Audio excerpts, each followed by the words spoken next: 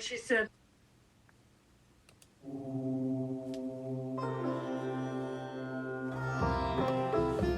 Carl Jung came up with the term wounded healer, although it has its roots probably in Greek mythology.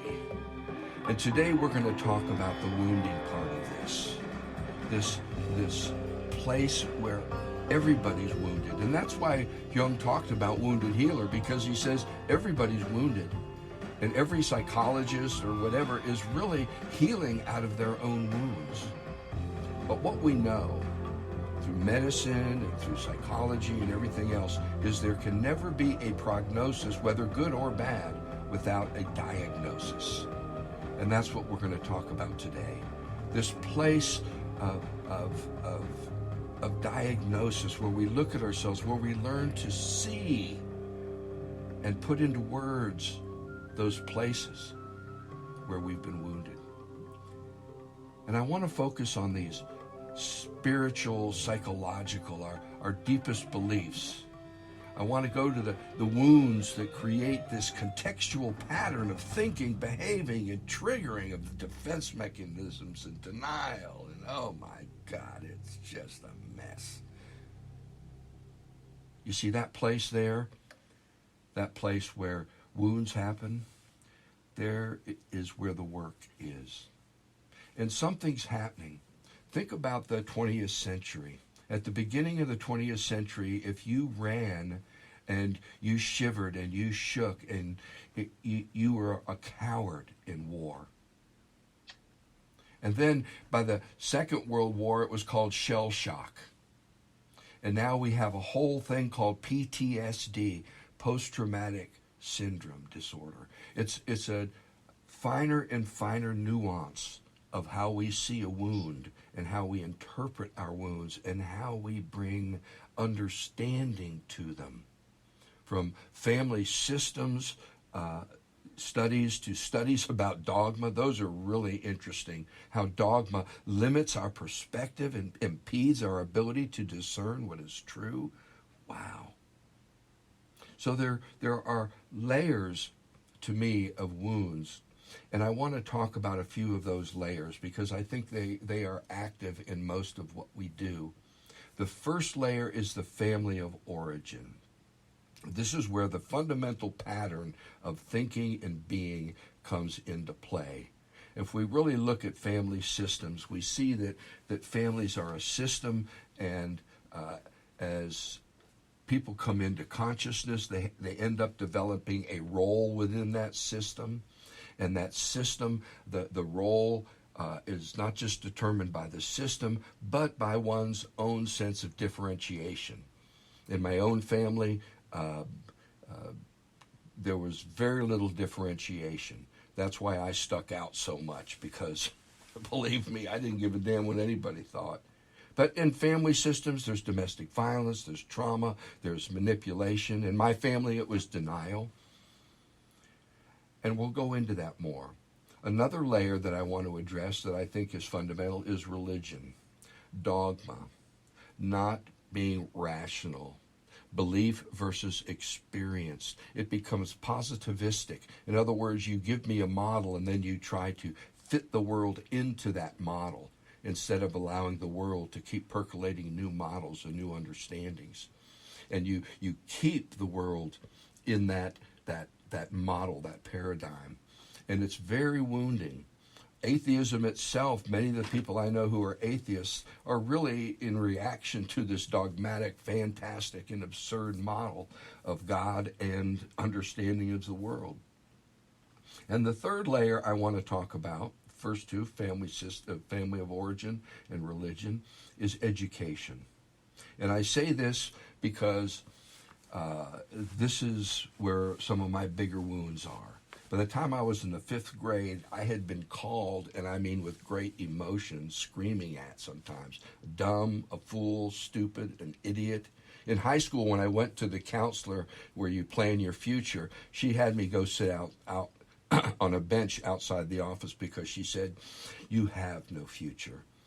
I went home that day, and my mom said, "What are you doing home in the middle of the day?" And I went, "I have no future." And I told her what happened, and she said, "I'll be damned." She went up to the school, and when she came back, she said, "Son, you got a future." That's a whole other story. But the wounds are there. And the fact that we're talking about these wounds in a new way has been seen by many, and I might be one of those, as the fourth chakra opening up, the heart chakra. Not just noticing the wounds and addressing them, but bringing compassion to them, looking at them and going, whoa, this is what I'm stuck in. When the Buddha said everybody's stuck, this is it. How do we address it?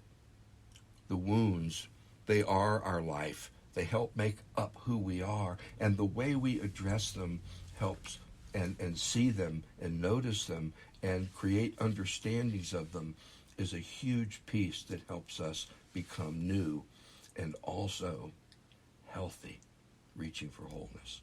I just laid out a whole bunch of my cohorts. Marianne, I'm so glad to have you back. And Bob, the beat goes on.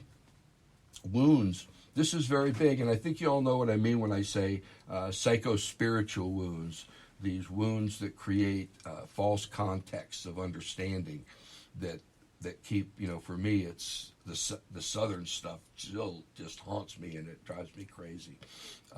So, Marianne, I'll open it to you first. Wounds. Well, you did touch on quite a few things, and there are any number of places I could jump in on that, but I think that the idea of that wounded healer, I think, is so important. But when we identify where we are wounded, and we start to try to heal those wounds within ourselves, we have to do that work before we can move on to being a wounded healer. And I know many people, and in myself included, as I'm trying to heal those wounds, I am trying to also reach out into the community for connection. And I really think that our basic wound that we all share is separation. And when we're separated from each other, that these wounds can take any number of forms. And so the different things that happen within our families, you mentioned, the roles we take on. You mentioned the religion, the things that religion piles onto us, and then the education system where we're categorized and told who and what we can be. All of these wounds, I think, manifest in very unique ways for each one of us, but the bottom line is we're separated from each other. And when we feel attacked, we want to defend ourselves, it's because we don't understand that we're all part of each other. And when we can see that, and when somebody gives us criticism or somebody points out our wounds, if we can come from a place of gratitude for that somebody can show us something that we're not seeing within ourselves, then we have the ability to be able to dig into those wounds and heal ourselves. I just kind of went way off. But yeah, and I want to keep us focused on the noticing piece, articulating, because there can't be healing. I know for me, I begin to see a little piece of one of my wounds, and I start trying to heal that. And as I go on, I realize that wound is just part of a larger context that I hadn't recognized yet. And so, to me, I want us to see how our wounds are connected to these greater orders of patterns that give us the way we think and the way we behave and the way we revolt against the patterns that control us and all of that. So I want to try to keep us focused on that articulation and the understanding of the fullness of how these things are connected. And I didn't mean to not let Bob have his first say, but as you were talking, Marianne, my mind was going. Bob? Well, that brain explosion happens to me all the time. I think of one thing I want to say, and you or Marianne says something that sends me totally off in a different direction, and I never get to the original point. But that's just part of the deep end. It's one of the great parts of it, as far as I'm concerned. But back to the issue at hand. The first wound that we all share is the wound of separation. It's the wound that our individual consciousness is separate from the rest of the universe. And it's necessary to experience that wound in order to develop our image of ourselves as a unique being. But it brings with it all of these other wounds. And the more we try to make ourselves separate, the more the wounds fester.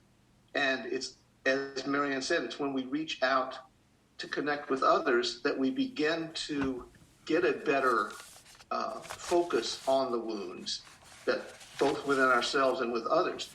And I think one of the brilliant things, and you know from a lot of things I've said over the months, Carl Jung, I think, is one of the most brilliant minds that ever lived on this planet.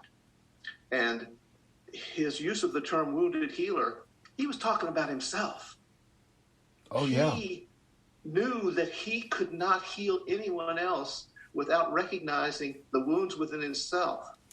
And he was one of the first psychologists to really look at his patients as equals, as he saw them as being as much healing of him as he was healing them.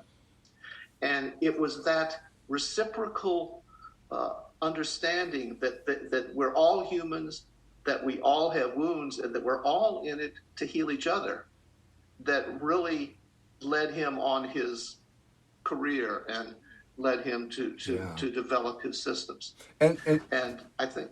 Go ahead, Bob.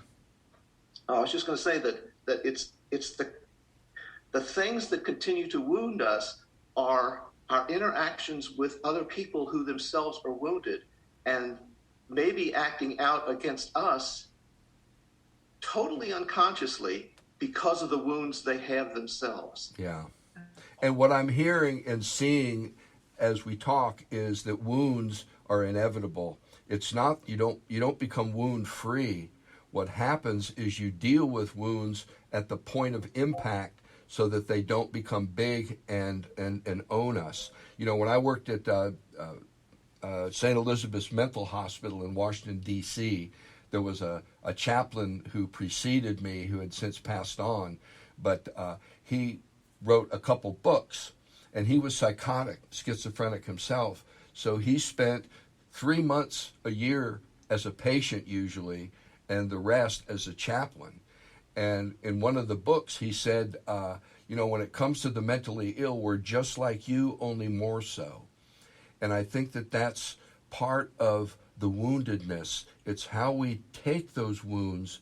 It's the ones that are denied, and this is why I want to stay focused on the wound, because we're so good at denying them. If you look at how the defense mechanisms work, in my family it was denial. There were things you did not talk about, and it's just that's the way it is, and it cuts us off. It creates more separation instead of less. And I love the way Marianne and Bob, both of you, brought in separation, and Bob nailing it as the first wound. How appropriate.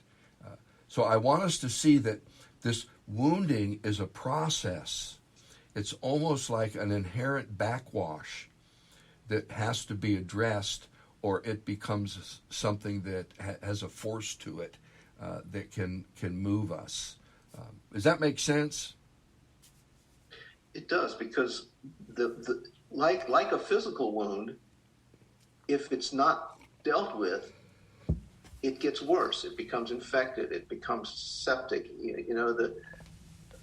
You have a broken bone or a sprain, and you don't deal with it, and then suddenly your other limbs are becoming wounded.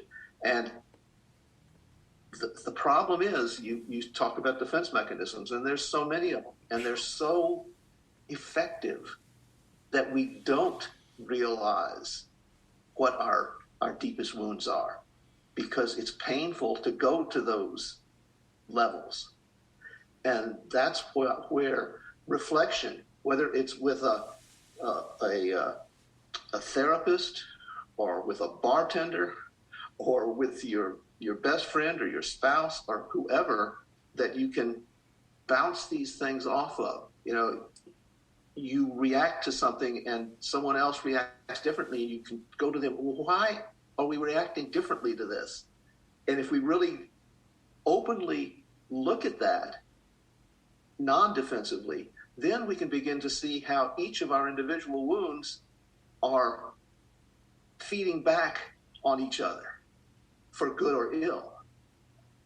I think that word non-defensively is very important. And, as you guys were talking, I kept visualizing scars. And so these wounds that we get, and they scab over. And so something can all of a sudden pull that off, right?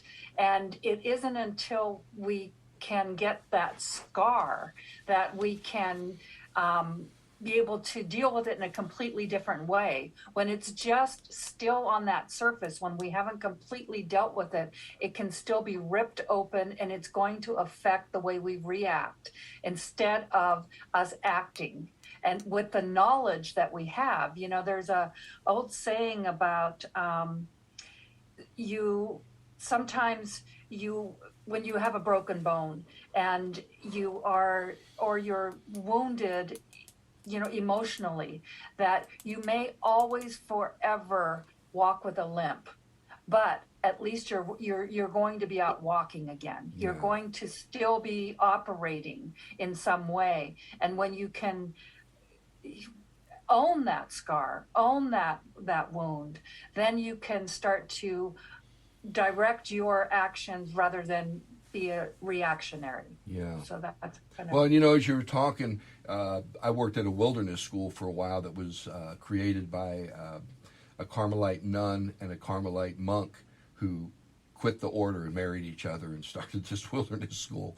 And as a group of young ones would walk across the field, he would talk about them having rice paper souls, and how those early patterns, we need to be gentle, and that's where a lot of these wounds are create the scarring piece.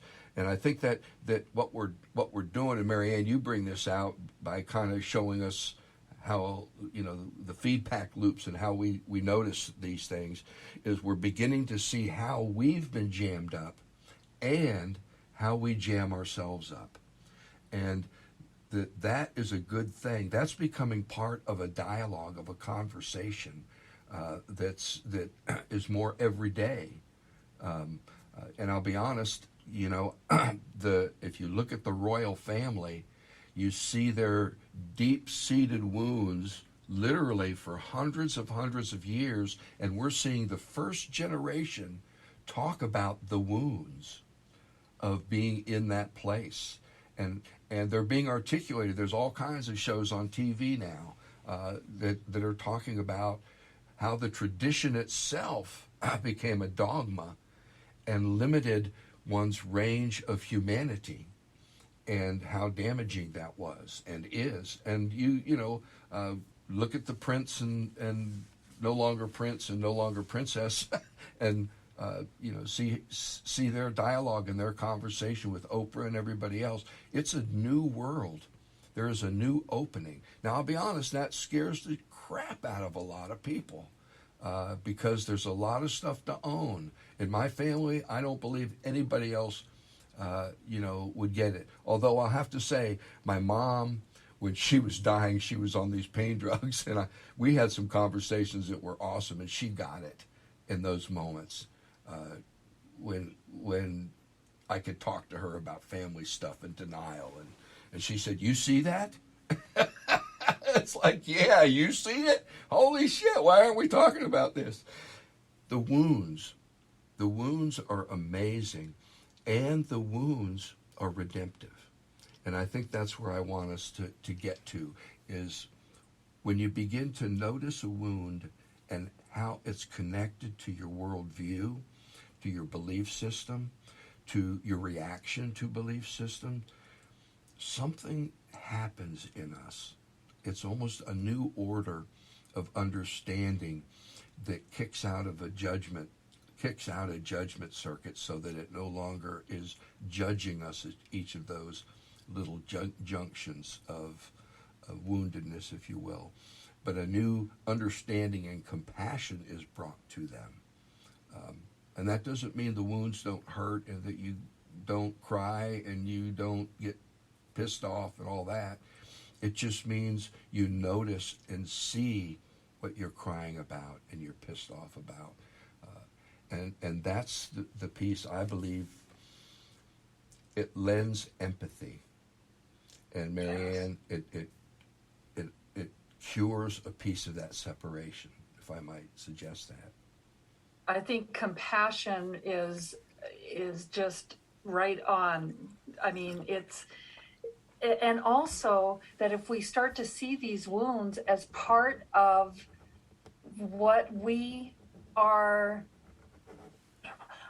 the way to our own salvation, right? These wounds are going to take us somewhere. And where we go, that's where our free will comes in. That's where we can decide, okay, what am I going to do with these wounds? And you're right, compassion is a big part of that, and empathy. And we start to be able to see others and to see the world in a much more loving way. I think when we can identify those wounds rather than reacting from them and hurt and angry, because that's what we take out into the world, that hurt and that anger. When we can start to be compassionate for our own wounds as well, then we can be compassionate with others. And you know, I'll share another piece of my own woundedness. In my family system, I was the one that was really didn't give a crap what anybody thought. And I didn't try to reconcile my point of view with anybody in the family. I just went and did what I did. But it meant that my role in the family, in order for me to keep an even keel, was to be happy and jolly and the joker. And I found I got more and more angry as life went on. And I have a reason to be hostile. That's not going away. You don't get called all the names I get called in school at that young age and not be hostile. But there was an anger in me growing, and that's where therapy helped. And I went on a journey, and it took me a few weeks before I got to what I call the sad room. And I've shared this story before, because you see, I was never sad, and it was boarded up. And my therapist, she had me tear it down. I got a crowbar, and I opened it, and I'll tell you the wind that came out of that. And I've shared this before. For the next few months, people were saying, Red Hawk, are you depressed? And I went, no, I'm just sad, man. I've never been sad before. I could be sad right now just thinking about it, because it's a part of me that got freed. And that's the part that, in recognizing that, it has allowed me inside a whole, my wounded healedness, my shamanistic side. It's allowed me inside the land of the dead, because I knew what it was like for a part of me to be dead. And to know that a part of me was dead, wow, that is enlightening. And speaking of dead and endings, we're coming to the end of the part. No, not already. Wow. I love it. I just want folks to love themselves. But to do that, you have to be brutally honest with yourself, and that's not easy. So, final comments, Marianne? Oh, Bob, you want to go first? Go for it. Well, I've been trying to hold this in my consciousness so I don't forget it. But I want to just throw a concept up there as wounds as tools, and here's a quick analogy. When you start to learn to play the guitar, you wound the heck out of your fingers. and they hurt. And you just don't want to keep going because that pain is real. But if you keep going, you develop calluses on your fingers, and then you're able to use those fingers, those wounded fingers, to make music with the guitar. And it doesn't hurt anymore. It becomes uplifting. Now, again, I think that that's the whole concept that Jung was getting at with the wounded healer. He was using his own wounds as tools to allow him to be more empathetic to the people he was trying to heal, to be able to identify with their pain because he shared a similar pain himself. And again, that is what I think is the real foundation of empathy, and the foundation of the fact that we are all the same, that we're all wounded, and that we all share various types of pain. And in that sense, if you can begin to use your own wounds as tools, then you can more effectively deal with helping others heal their own wounds. Amen. Marianne? Oh my gosh, that is so perfect. I mean, I love the idea of your wounds as tools, and you can start to see them as something beautiful rather than just something that's negative. And you started off this podcast talking about post-traumatic stress and what can happen with that, and how people can are now starting to talk about it. Well, there's this new term about post-traumatic growth. And so how do you grow from these wounds? How do you use them as tools? How do you take those wounds and turn them into a pathway to greater soul growth, or greater growth psychologically, or just becoming a better, more compassionate person, connecting more with others? And so I think that's kind of how I would leave that, is that these wounds can be used as, Bob, I love that, tools to improve who you are and how you are, and bring you more peace in the world. Amen. And you know what Marianne, what you're talking about there is, it's the Rumpelstiltskin place. It's where we take the dross and we weave it into gold. It's the sublimation piece of how we respond and how we do that. And I mean, you know, what we're talking about here is waking to our wounds. You know, we used to call it cowardness. We know it's not cowardness. We called it shell shock. You know, come on. You see, human consciousness is doing something, and we've talked about the 3 essential processes. You know, semi-permeability, differentiation, and complexification. But human consciousness is waking up. It's waking up to a new order of understanding, a new order of seeing ourselves. We've talked about global consciousness and global awareness and the global family and the global culture. But it's also about human consciousness, this place where we're not just open to what might be new, but we are what is becoming new. And it's a new openness, it's a new reaching that the human families are, and we're in a light speed vortex of shift right now. We've talked about the paradigm shift. What is this waking up? What is it that is called enlightenment? And enlightenment isn't something you get and then you have. It's something you wake up to and you keep waking up to and waking up to. What is that process of waking up? We'll see you in the next podcast. Until then, blessings, and may the oneness of life infect every word and everything you do.